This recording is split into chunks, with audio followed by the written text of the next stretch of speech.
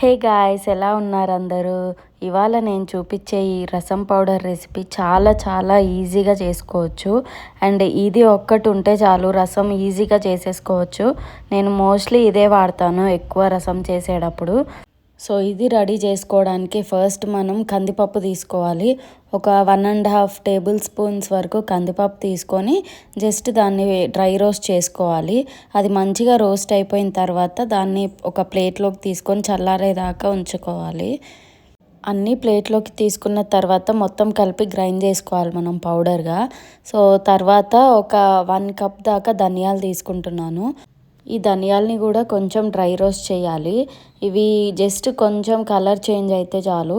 ఇవంతా ఈజీగా వెంటనే వేగిపోతాయి. సో దగ్గరుండి కలుపుతూ చేయాలన్నమాట. దాని తర్వాత ఒక 1 టేబుల్ స్పూన్ వరకు జీలకర్ర యూజ్ చేస్తున్నాను. ఇక్కడ మీరు మిరియాలు కూడా తీసుకోవచ్చు. నా దగ్గర అవైలబుల్ లేవని మిరియాలు తీసుకోలేదు. బట్ మిరియాలు వేసుకున్నా కూడా చాలా చాలా బాగుంటుంది. మీ దగ్గర ఉంటే డెఫినెట్గా వేసుకోండి. దాని తర్వాత ఒక 10 to 15 వరకు రెడ్ చిల్లీస్ని వేయించుకున్నాను. ఇవి కూడా డ్రై రోస్ట్ చేసుకోవాలంతే. సో ఇవంతా ఒక ప్లేట్లోకి తీసుకొని చల్లారిపోయిన తర్వాత గ్రైండ్ చేసేసుకోవాలి. మెత్తగా గ్రైండ్ చేసుకోవాలి, ఒక పౌడర్ కన్సిస్టెన్సీ వచ్చేదాకా.